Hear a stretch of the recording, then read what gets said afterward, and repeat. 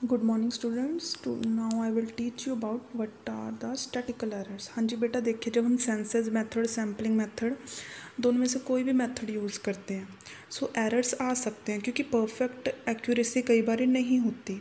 जो डिफरेंस होता है एक्चुअल वैल्यू का और एस्टिमेटेड वैल्यू का, ठीक है, उसको हम बोलते हैं स्टैटिकल एरर। ठीक है, ये देखिए बेटा, दो तरह के हैं, सैम्पलिंग एरर और नॉन सैम्पलिंग एरर। हाँ जी, फिर देखिए सैम्पलिंग एरर्स क्या होते हैं। ठीक है, जब हम क्या करते हैं, एक सिंपल सर्वे करते हैं, ठीक है, तो हम क्या करते हैं, सिर्फ उसका छोटा सा पार्ट लेते हैं पॉपुलेशन का। ठीक है, जब हम कंक्लूजन करते हैं तो कुछ इनएक्यूरेसी आ जाती हैं।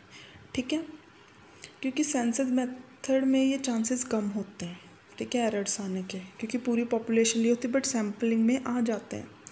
ठीक है, तो क्या होता है, जो डिफरेंस होता है सैम्पल रिजल्ट का और सेंसस रिजल्ट का, इनके बीच के डिफरेंस को हम सैम्पलिंग एरर बोलते हैं। ये दो तरह के, बायस्ड और अनबायस्ड। बायस्ड होते हैं, जैसे डेलिब्रेटली मैंने सैम्पलिंग करवाई थी, उसमें क्या देखता था, इन्वेस्टिगेटर अपनी कन्वीनियंस देखता उसमें।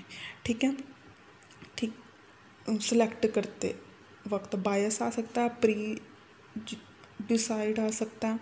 ठीक है, ये डिफरेंस के कारण जो भी एरर्स आते हैं उसको हम बायस्ड एरर बोलते हैं।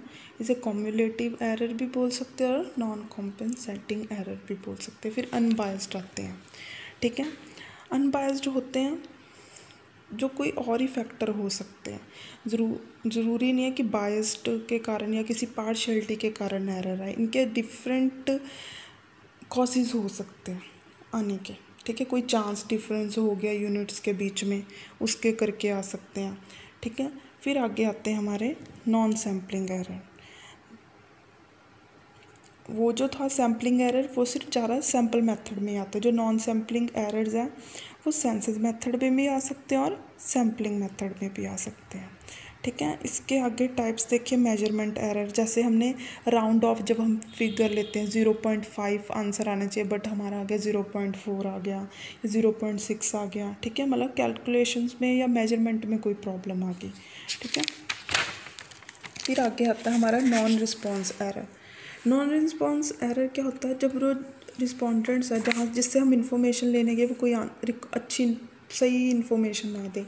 फिर अर्थमेटिक आ जाती है, जब हम क्या करते हैं, कुछ प्लस माइनस की गलती होगी हमसे।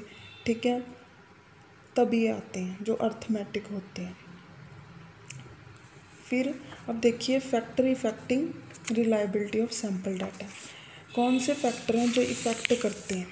ठीक है, साइज़, जितना ज़्यादा साइज़ होगा उतना ज़्यादा रिलायबिलिटी होती है, जितना कम साइज़ होगा उतनी रिलायबिलिटी कम होती है, क्योंकि ऑब्वियस सैम्पल का साइज़ ज़्यादा, तो हम एक एक चीज़ की स्टडी कर रहे हैं।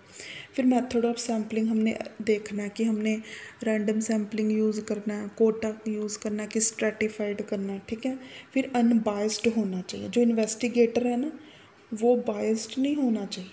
ठीक है, उसे अपनी खुद की टेंशन को उस टाइम भूल जाना चाहिए।